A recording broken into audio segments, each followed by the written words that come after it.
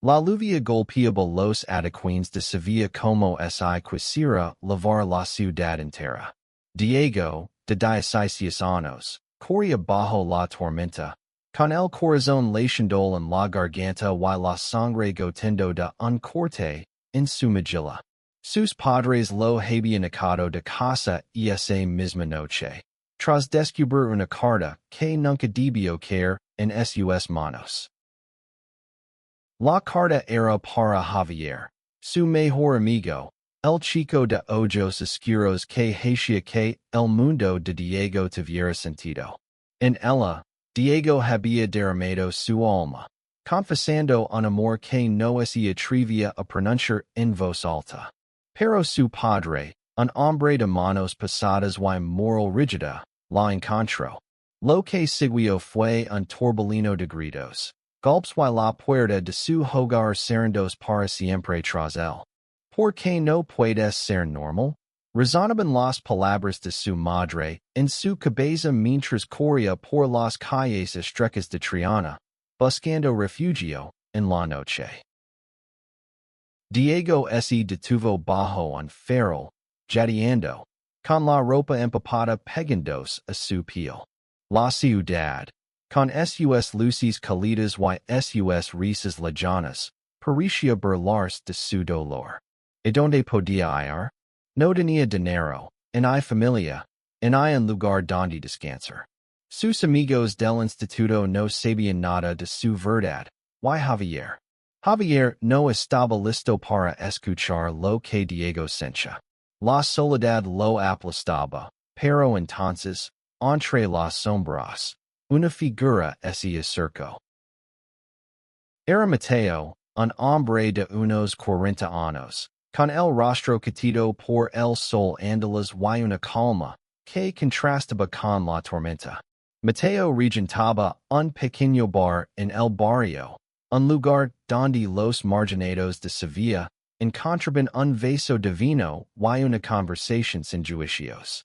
Lo había visto antes, sirviendo copas con una sonrisa que escondía historias propias. ¿Estás bien, pequeño?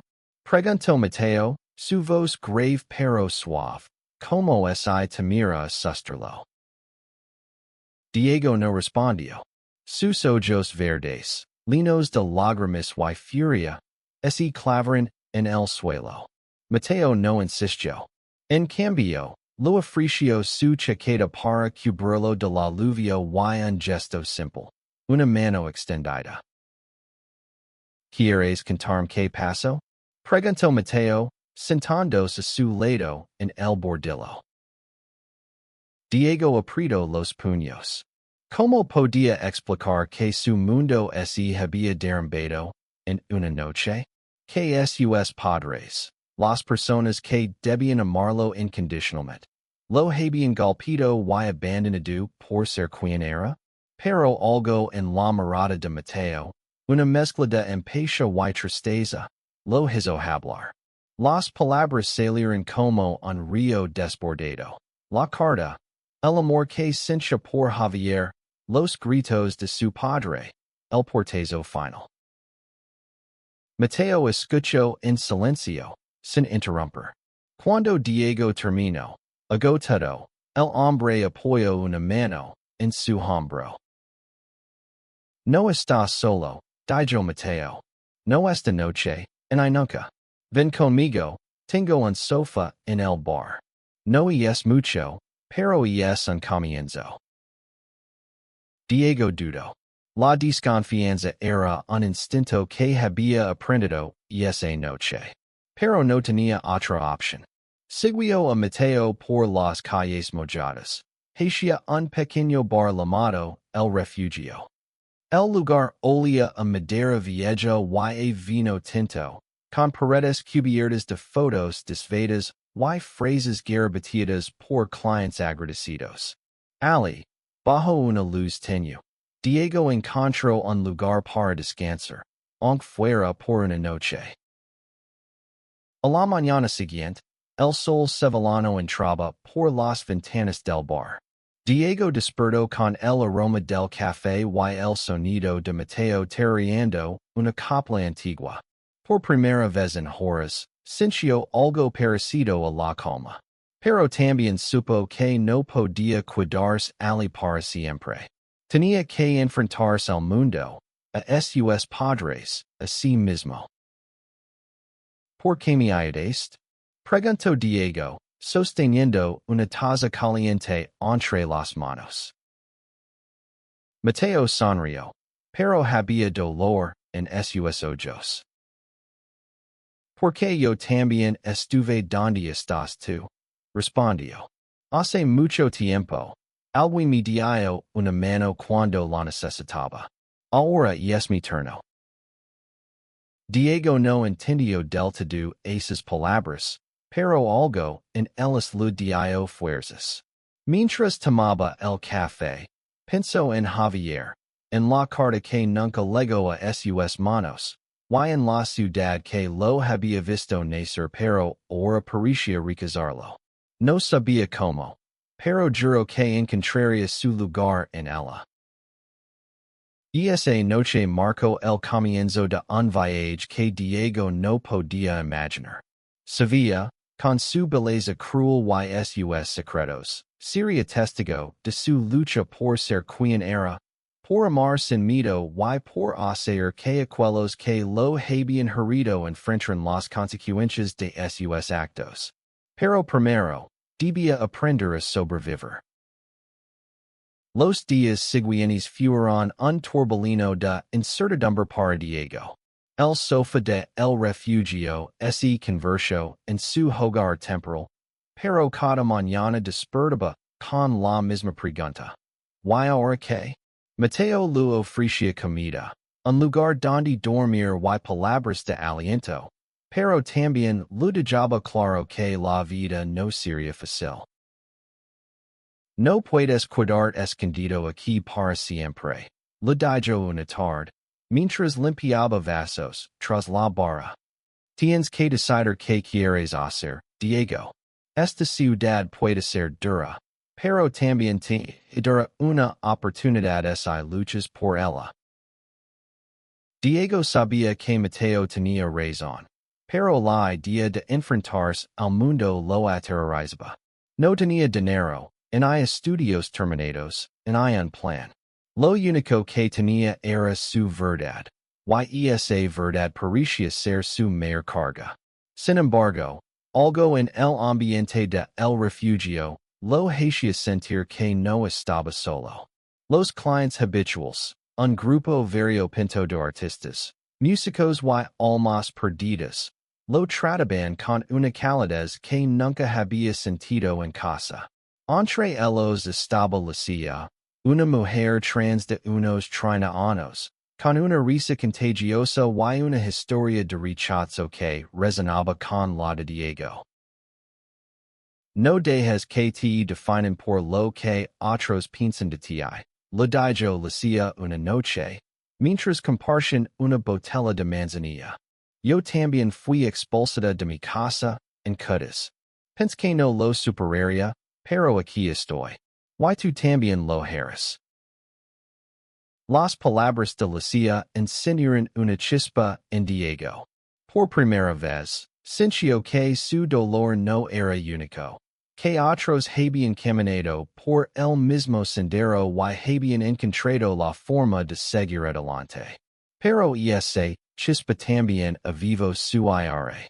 ¿Por qué tenía que sufrir por ser quien era? ¿Por qué sus padres, la ciudad, el mundo entero parecían conspirar para hacerlo sentir menos? Decidió que no podía quedarse quieto. Una mañana, mientras ayudaba a Mateo a limpiar el bar, tomó una decisión. Buscaría a Javier. No sabía si su amigo lo rechazaría o lo aceptaría, pero necesitaba ser esa herida. La carta que había causado su expulsión seguía quemando en el alma. Y aunque no tenía el valor para confesar su amor en persona, al menos quería saber si Javier estaba bien.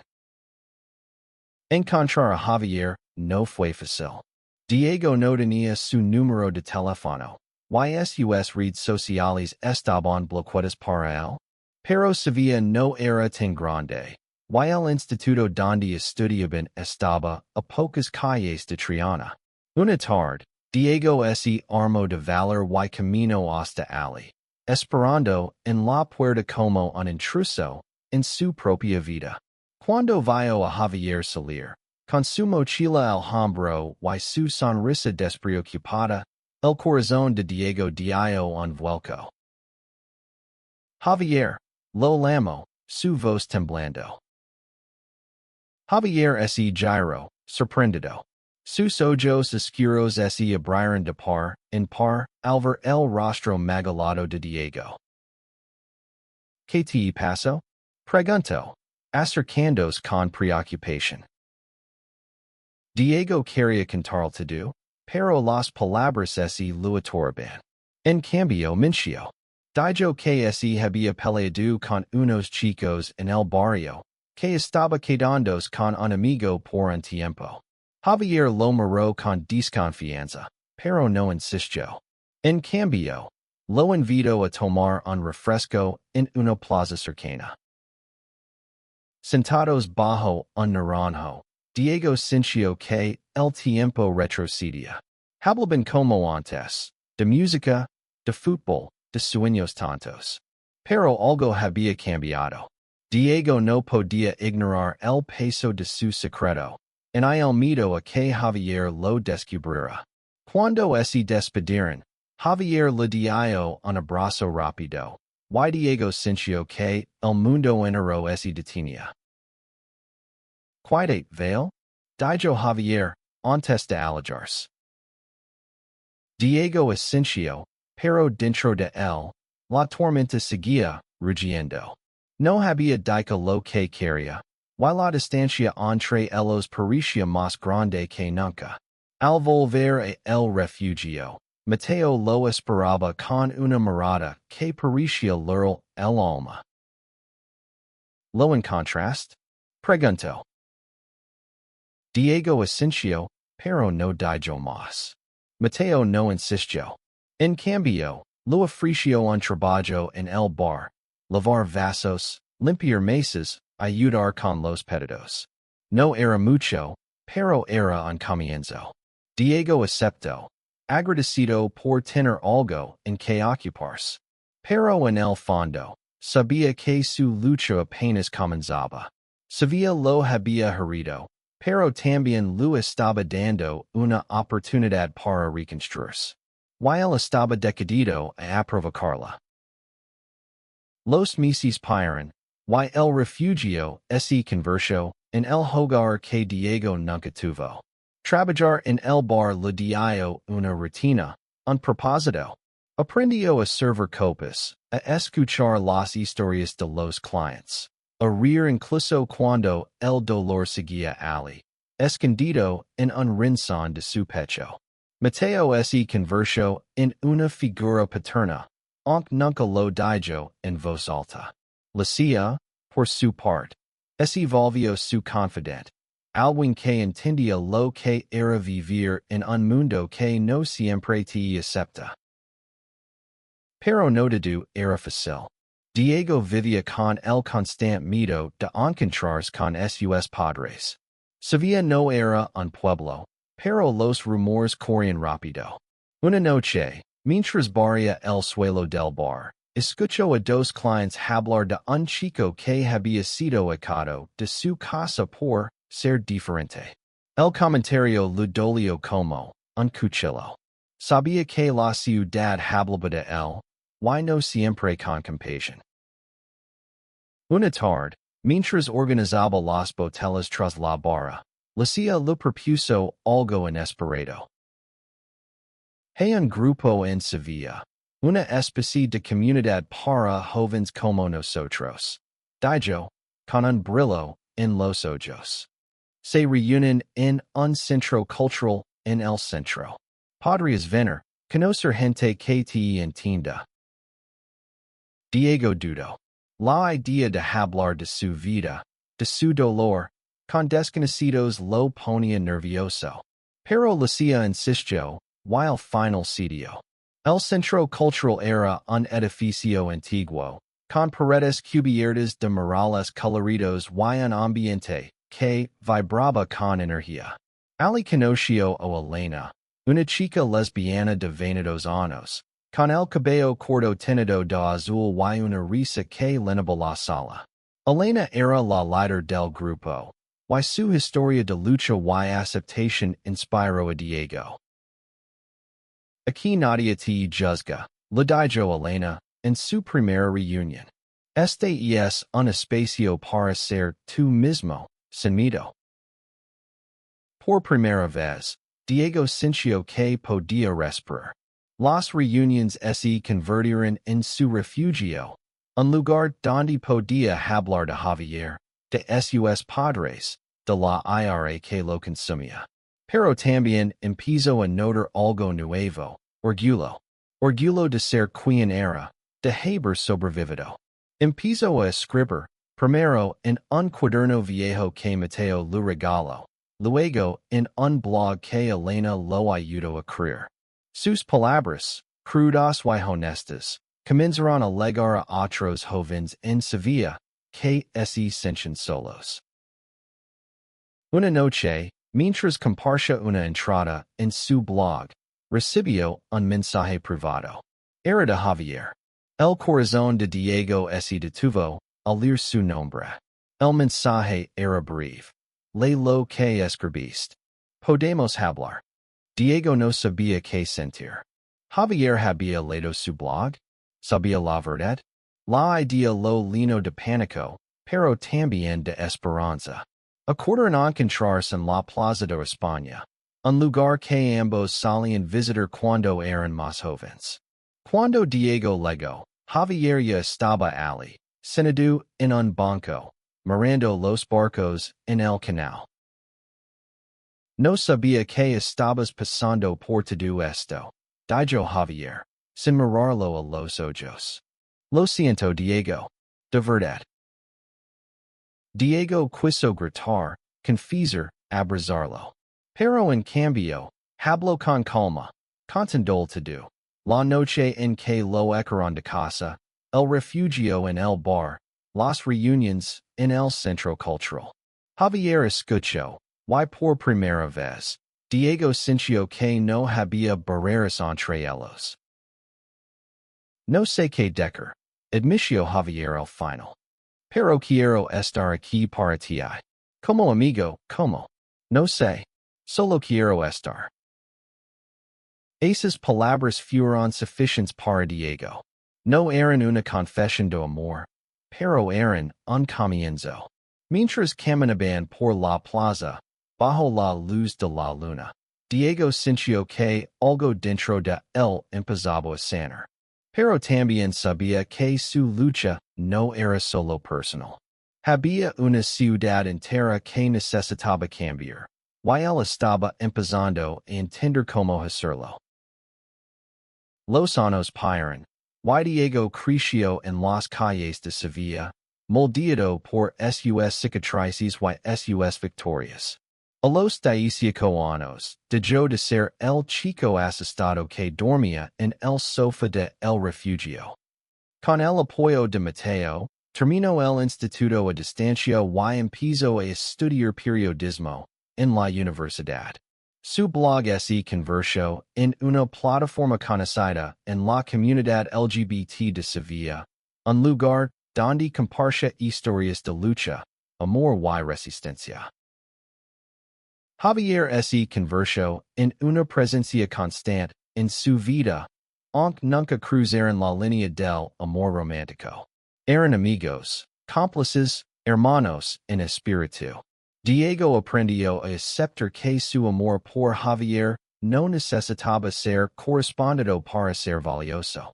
Pero no podía ignorar la herida que sus padres habían dejado. Cada vez que pasaba por su antiguo barrio, sentía un nudo en el estómago. No los había visto desde aquella noche. Pero sus palabras seguían resonando. No eres nuestro hijo. Una tarde, mientras trabajaba en un artículo para su blog, Diego recibió una invitación inesperada. El Centro Cultural donde se reunía el grupo LGBT estaba organizando un evento para visibilizar las historias de jóvenes rechazados por sus familias. Elena quería que Diego hablara, que compartiera su historia en público. No sé si estoy listo, admitió Diego, nervioso. No se trata de estar listo, respondió Elena. Se trata de ser valiente. Tu voz puede cambiar cosas, Diego. La idea lo aterrorizaba, pero también lo emocionaba. Decidió aceptar. El día del evento, el Centro Cultural Establino. Había jóvenes, familias, activistas, incluso algunos políticos locales. Diego subió al escenario con las manos temblando, pero cuando empezó a hablar, las palabras fluyeron como un río. Contó su historia. La noche en que lo echaron de casa, el dolor de sentirse rechazado, la fuerza que encontró en el refugio y en la comunidad. Cuando terminó, el público estalló en aplausos. Diego bajó del escenario con lágrimas en los ojos, pero también con una sensación nueva, poder. El evento marcó un punto de inflexión. Diego empezó a colaborar con organizaciones locales, escribiendo artículos, dando charlas, organizando talleres. Su voz se volvió un faro para otros jóvenes que enfrentaban el rechazo. Pero también atrajo atención no decidida. Una mañana, mientras caminaba por el barrio de Santa Cruz, se encontró cara a cara con su padre. El hombre había envejecido, con arrugas profundas y una mirada cansada. Diego se quedó paralizado, esperando gritos, insultos. Pero su padre solo lo miró, con una mezcla de vergüenza y arrepentimiento. Diego, dijo, su voz temblando. No sé cómo arreglar lo que hice. Diego no respondió. La furia y el dolor lo consumían, pero también había algo nuevo, lástima. Su padre ya no era el gigante que lo había golpeado. Era solo un hombre, atrapado en sus propios prejuicios. Sin decir una palabra, Diego dio media vuelta y se alejó. No estaba listo para perdonar, pero tampoco quería cargar con ese odio para siempre. Esa noche, en el refugio, Diego le contó todo a Mateo. El hombre lo escuchó, como siempre, y luego dijo algo que se quedó grabado en su mente. No tienes que perdonarlo, Diego. Pero no dejes que su error te defina. Tú eres más grande que eso. Esas palabras le dieron una nueva perspectiva. Diego decidió que no solo quería sanar su propio dolor, sino también cambiar la ciudad que lo había visto sufrir. Sevilla era hermosa, pero también podía ser cruel. Y él estaba decidido a hacerla un lugar donde nadie más tuviera que pasar por lo que él vivió. A los 22 años, Diego ya no era el chico que corría bajo la lluvia. Era un hombre joven, con un título en periodismo y una voz que resonaba en Sevilla. Su blog había crecido tanto que ahora colaboraba con medios locales, escribiendo sobre derechos LGBT y las historias de queens, como él, habían sido marginados. Pero su ambición iba más allá. Quería que Sevilla enfrentara sus sombras, que reconociera el daño que había infligido a tantos.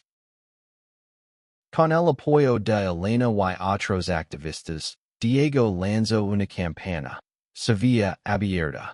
El objetivo era simple pero ambicioso: crear un programa municipal que ofreciera refugio, apoyo psicológico y oportunidades educativas para jóvenes LGBT rechazados por sus familias. La idea era convertir el refugio de Mateo en un modelo, un lugar que pudiera replicarse en toda la ciudad.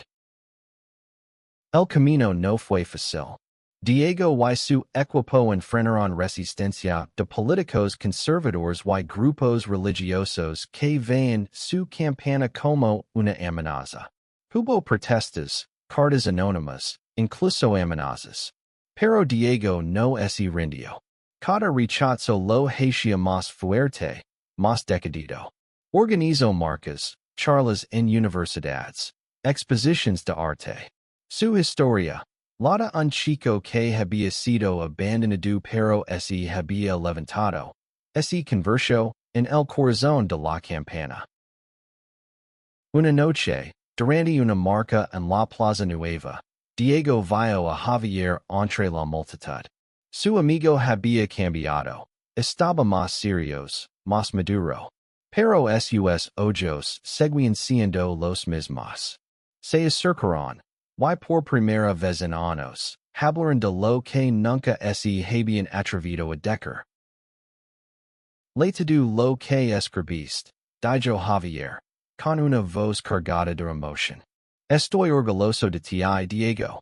Y lo siento por no haber estado ahí cuando más me necesitabas. Diego sonrió, aunque el dolor seguía ahí. Estás aquí ahora, respondió. Eso es suficiente.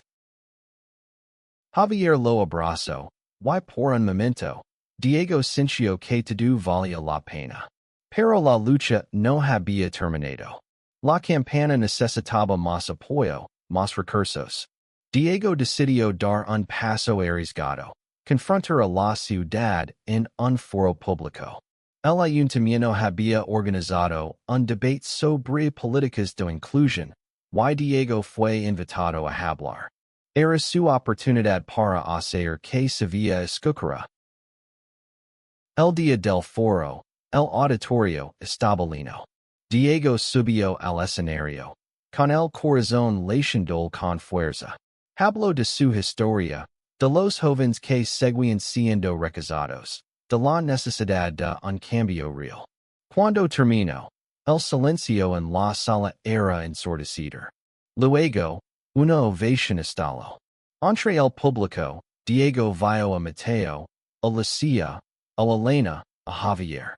Pero también vio a su madre, sentada en la última fila, con lágrimas en los ojos. Después del foro, su madre se acercó. No dijo mucho, solo un débil lo siento.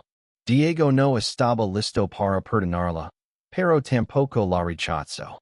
Le dijo que necesitaba tiempo, y ella asintió, con la cabeza baja. Fue un pequeño paso, pero un paso al fin. La campana, se había abierta, comenzó a ganar tracción.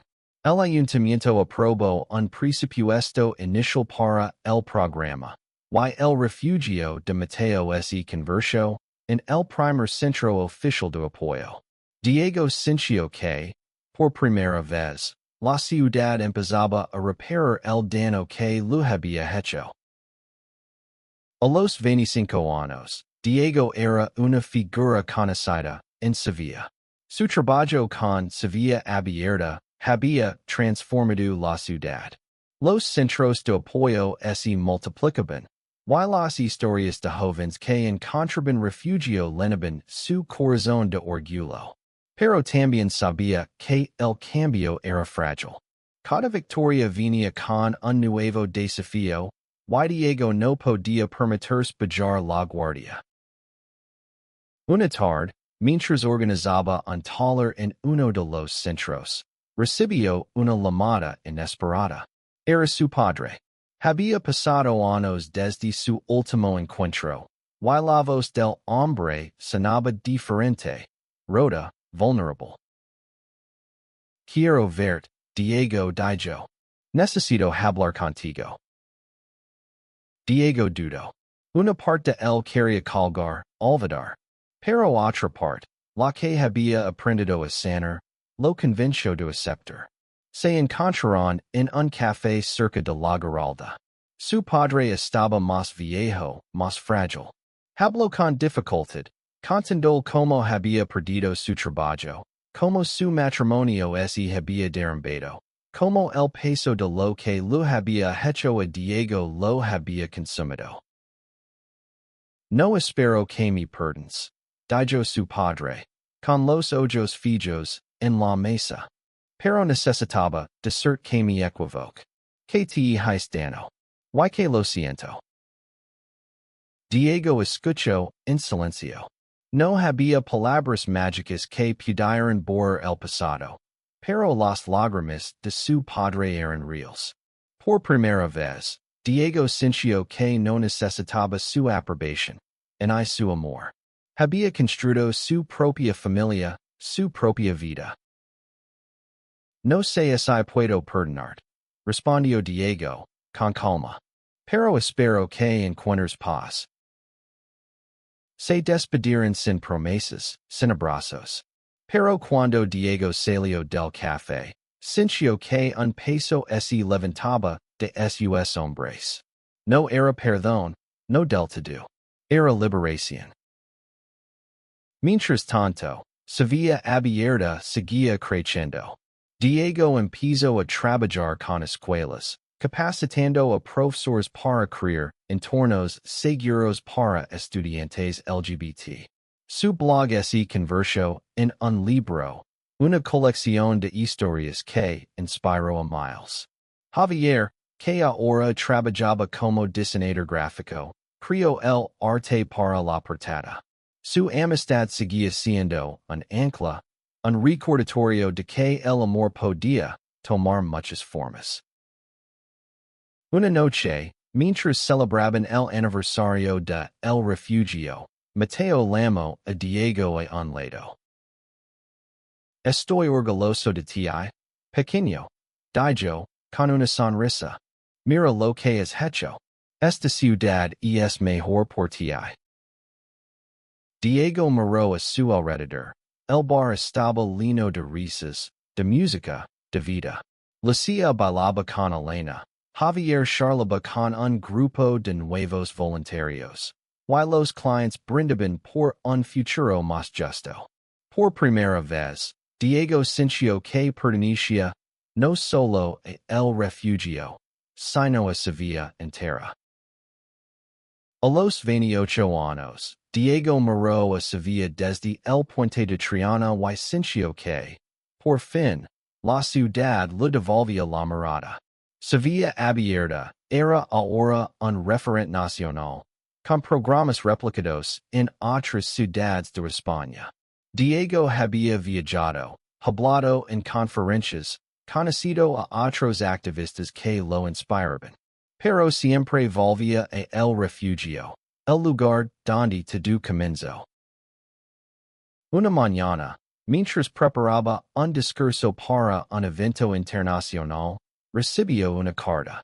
No tenía remitente, pero reconoció la letra de su madre. Dentro, había una disculpa escrita con mano temblorosa y una foto de Diego de niño, sonriendo bajo un naranjo.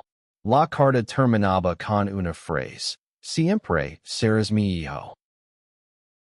Diego no logró. En cambio, guardó la carta y la foto en un cajón. No estaba listo para responder, pero tampoco la destruyó. Era un paso, pequeño pero significativo. La ciudad lo había enseñado a sanar a su propio ritmo. El evento internacional fue un éxito. Diego habló ante cientos de personas, contando como una noche de dolores y convirtió en una vida de lucha y esperanza. Entre el público, vio rostros que reflejaban su propia historia. Jóvenes, familias, aliados. Cuando terminó, una chica se acercó, con lágrimas en los ojos. Gracias, dijo. Tu historia me dio el valor para ser yo misma. Esas palabras fueron el mayor regalo para Diego. Supo entonces que su lucha no era solo por él, sino por todos los que vendrían después. Sevilla, la ciudad que lo había herido, ahora lo celebraba. Y aunque las cicatrices nunca desaparecieron, Diego había aprendido a lavarlas con orgullo. La noche del evento, Diego volvió a el refugio. Mateo, y mayor, lo recibió con un abrazo. Javier estaba allí, con una sonrisa que seguía siendo su ancla. Lucia y Elena bailaban, como siempre, y el bar vibraba con vida. Diego levantó una copa y brindó, no por el pasado, sino por el futuro. Por nosotros, dijo, con la voz firme. Por los que luchamos, por los que amamos, por los que hacemos que el mundo sea mejor. La ciudad, al fin, lo había reparado. Y Diego, con su corazón lino, supo que él también había reparado a la ciudad.